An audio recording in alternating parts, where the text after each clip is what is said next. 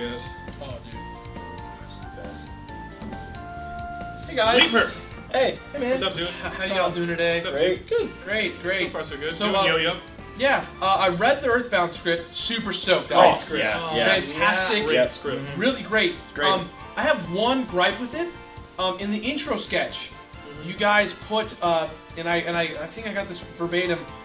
Gerard gets knocked in the nuts repeatedly with yo-yos. Yeah, I wrote that. That sounds right. It's gonna be great. Yeah. Is there any way we could not do that? Oh no, we are like. Yeah, that's the We gotta do it. best We're not- part. yeah, So it's we've gonna been practicing It'll be for a long fine. time. It'll be fine. You probably won't be fine. You're probably gonna be hurt pretty bad. Tell you what, why don't you guys rock the cradle for like the next 6 hours? I'm gonna go get us some beer and You some want to food. see Rock the Cradle? Yeah. Oh, yeah. Keep rocking it. Oh! Keep rock, dude. That I lost cradle it. was so great. I lost it. Keep rocking them. Rock Can't all rock the it. cradles. Keep going. That's right. That It's cradle rough, thing. dude. It's rough. So, are we gonna hit Gerard in the nuts? Like, really hit him in the nuts? Oh Yeah, that's that's definitely. happening. Totally happening. Yeah. We're gonna get him good. Yeah. There's no way we're not going to slam him in the nuts repeatedly with yo-yos. Yes!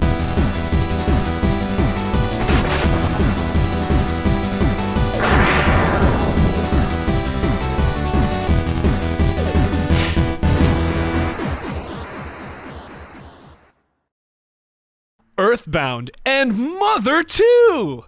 Hey everybody, and welcome back to Fan Appreciation Month, right here on The Completionist.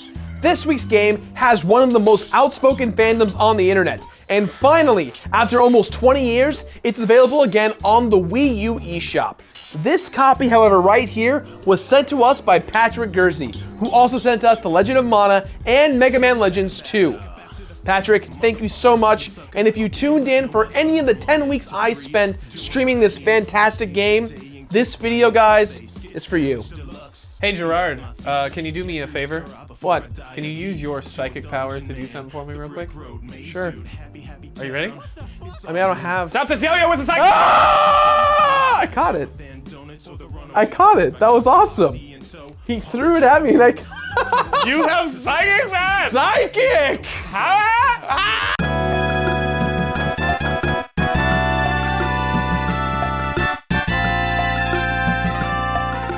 EarthBound for the Super Nintendo. After playing Majora's Mask last week, it's only fitting that I follow up with yet another entry on many a fan's list of the greatest games ever made. This bizarre RPG from 1995 was a failure in Western markets at release, but has since matured into something of a cult hit.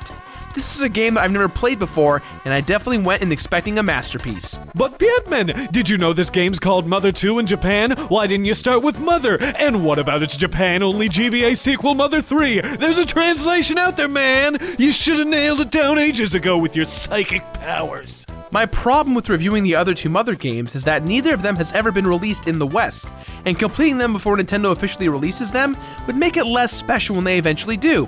And for the last time, Greg, I'm not psychic.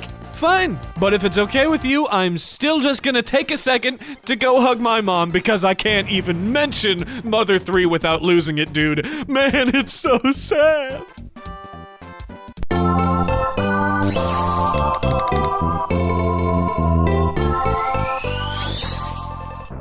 EarthBound is the story of Ness, a young boy from Eagleland, a kookier, sillier version of the United States. A meteor crashes outside of his house in the middle of the night. His annoying neighbor Pokey then recruits him to go out to help find his little brother. Ness then meets Buzz Buzz, a time-traveling, fly-sized alien warrior who tells him it's his destiny to discover the 8 sanctuaries. Ness must use these melodies he finds to unite his power with the Earth to stop the Universal Cosmic Destroyer Gygus from conquering the planet 10 years in the future. Whoa, that's crazy! How could a warrior be the size of a fly? What? That just seems like a really, really small size for a warrior. Are you kidding me? That's all that stuck out to you that's weird? Yes? Yeah, whatever. The prophecy also mentions 2 other boys and a girl, Jeff, Pooh, and Paula, who will help you along the way.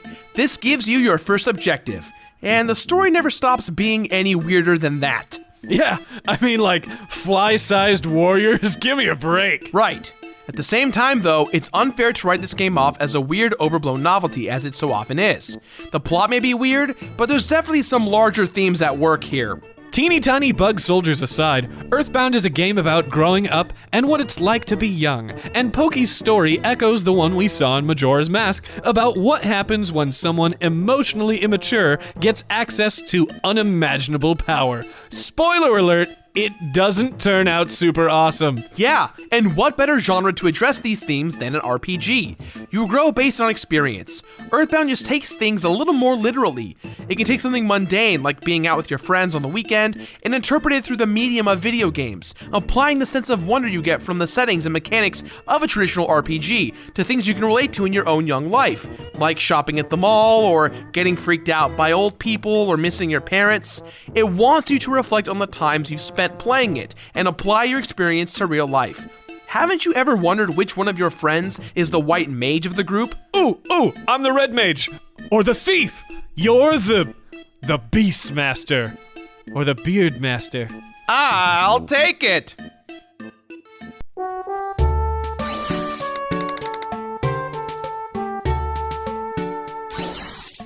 When EarthBound was released, the SNES was known for its incredible graphics, and some reviewers judged EarthBound harshly for not attempting photorealistic graphics on the system. Instead, they advanced the simplistic graphics of the original Famicom mother into something timeless that looks more like a modern indie game, like Fez, than something like Donkey Kong Country, whose at the time cutting-edge graphics haven't aged particularly well. Yeah, and this game took a lot of risks too. Certain portions are super psychedelic, or they directly address the player, or they just break the fourth wall. It actually goes out of its way to make you feel things other than fun, which was absolutely unheard of at the time. A lot of this craziness can be blamed on Shigesato Itoi, the man behind the game, or the curtain. No, he's behind the game. Itoi is a huge celebrity in Japan. He's a famous blogger and author, a prominent interviewer and ad copywriter, and he even voiced Mei and Setsuki's father in the Japanese version of My Neighbor Totoro. He wasn't going to make a game if it didn't have some serious artistic intent behind it, and EarthBound is the most cohesive. As an outsider to the world of game design, Itoi didn't take any part of its creative process for granted, and throughout Mother 2's 5-year development cycle, he made sure that every last thing was perfect. Just take a look at those graphics. Every town and area has its own unique vibe, from a tiny American suburb to the Buddhist Dalam. Every character has their own personality, there are items and meaningless side quests and little things to see everywhere, and even the signs, probably the most boring thing in any game, come alive here with a feeling that's unmistakably earthboundy. It's one of the first examples of a game that was made by an auteur. It was meant to be played slowly and taken in as a whole. Yeah, and as you go, be sure to pay attention to the music. EarthBound's soundtrack is so good that for years, people thought all the weird samples and echoed melodies dotted throughout this incredible effort by Keiichi Suzuki and Hirokazu Tanaka were enough to keep Nintendo from releasing the game. It wasn't true, but man, it's a good soundtrack. How great is it when it says, "I miss you," near the end of Smiles and Tears? Heart-wrenching!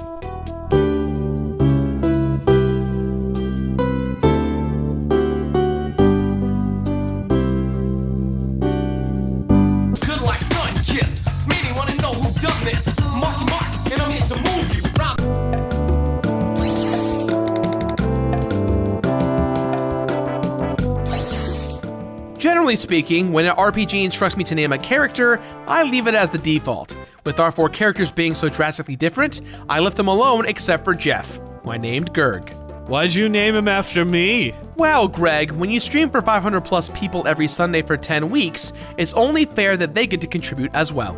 One of the more endearing things I love about EarthBound is the action button and the use of buttons overall. Within the genre of RPGs, the A button is usually what you use to continue the dialogue and actions. With EarthBound, the B button pushes everything forward, but it also breaks it down into several steps, whereas all you can do to bypass most of the actions quicker, you can just hit the R button. The best part about this, it works on everything, even if there's nothing there. If there's nothing there, the text simply reads, "No problem here." I don't know, maybe I'm dumb, but I just think that's kind of funny. Easily amused, are we, Gerard? Go make a sculpture or something. Oddly enough, the actual gameplay in EarthBound is rather simplistic. It's a turn-based RPG based off the original Dragon Quest model, so where games like Final Fantasy VI were testing the limits of the genre, EarthBound was exploring the ways in which the simple gameplay can connect with the player. For example, no matter how strong you get, there's never really a time where you feel totally safe. This was done on purpose to make the game feel more realistic, but on the whole, the game requires much less grinding and questing than your typical RPG. Yeah, plus there's a bunch more psychic kids and weird princes than usual. Wait, am I on drugs right now? No, Greg. EarthBound just seems to be a game more interested in creating an emotional response in the player rather than honing its gameplay mechanics to maximize fun. Sure, it eliminated random encounters, which was cool, and the rolling HP system made for a couple exciting battle moments, but it creates much more interesting set pieces and dialogue with the player. Like the house with 3 walls you can buy and on it, or the coffee and tea breaks you take in Saturn Valley and Tenda Village.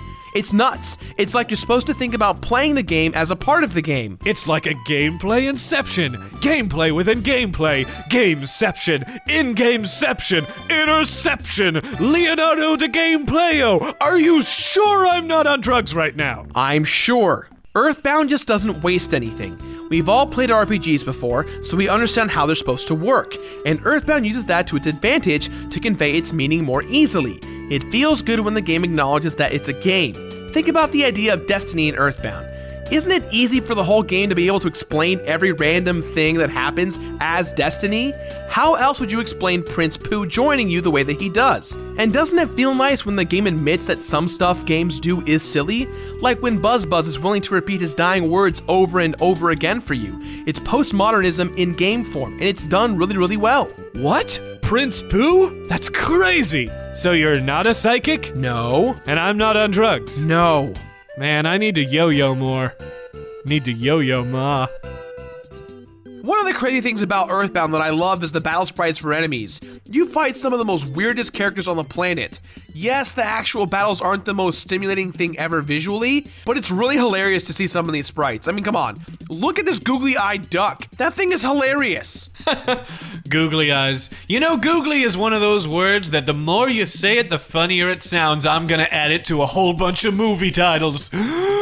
Back to the googly. Fern googly. Too fast, too googly. Short googly. All dogs go to googly. Star googly. Home a googly. I know what you did last googly. Jurassic googly. Around the world in 80 googly. Shanghai googly. Wild, wild googly. An American Tale. Fievel goes googly. And in honor of Harold Ramis, Googly Busters. Caddy googly. Googly Hog Day. National Lampoon's googly. And finally, Googly Bears.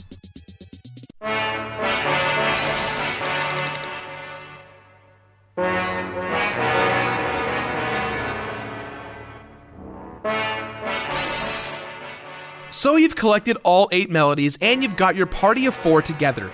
You've been through a lot, but all the while, you've only caught glimpses of the true plot at hand through your run-ins with Pokey and the evil Many statue. A scary statue that turns people evil.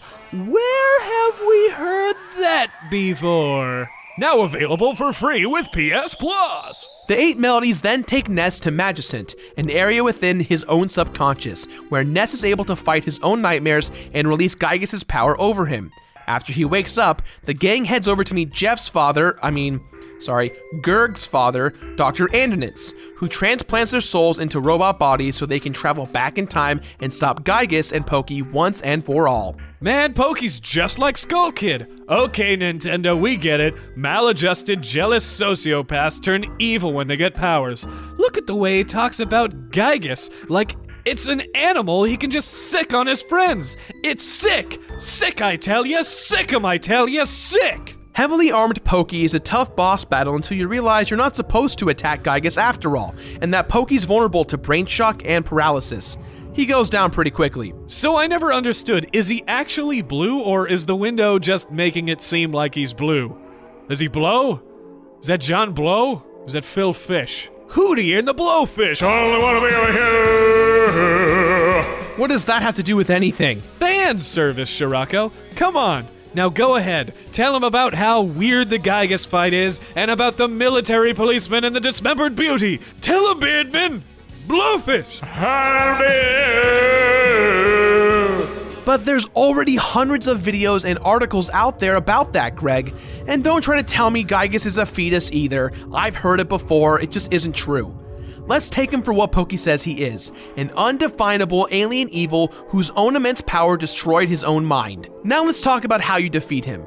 Pokey shuts off the devil's machine and Gygas is released. He uses attacks you can't even possibly comprehend, so you just need to focus on staying alive and causing damage until Pokey reappears, and the fight with Gygas' final form begins. Oh, I've got the heebie-jeebies! How are we gonna get out of this one? Well, as a perfect example of how EarthBound favors emotion over gameplay, to beat Gygas, all you have to do is keep your party alive and let Paula pray. What? That's not a final battle? How is that epic? Why is that awesome? Why does anyone want to play this? I want to hear you. Calm down, Greg. The prayers reach all the people you've helped along your journey. Soon, the whole world's praying for you, and Gygas begins to weaken. But it's not enough until, amazingly, Paula reaches out to you, the player. Sure, if you think about it, you can remember when Ness's dad asks for your real name. But in this moment, we're at the end of this extremely postmodern self-referential game, you'll be able to defeat the final boss simply because you want him to lose. It makes this whole weird experience worth it. Wow, you look at the SNES and the SNES looks back. It's like Connect, but in your mind. Gygas vanishes from existence, you and your friends are returned to their bodies, and after a long goodbye with Paula, everybody heads home and the game ends. It's wonderful, until after the credits when Pokey's brother Picky comes to Ness's house in the middle of the night to deliver a letter from Pokey that says, "Come and get me, loser. Spankety, spankety, spankety." And we didn't find out what happened for 11 real-world years later. Western audiences still don't officially know. Bring Mother 3 to the West, Nintendo. They want to be with you.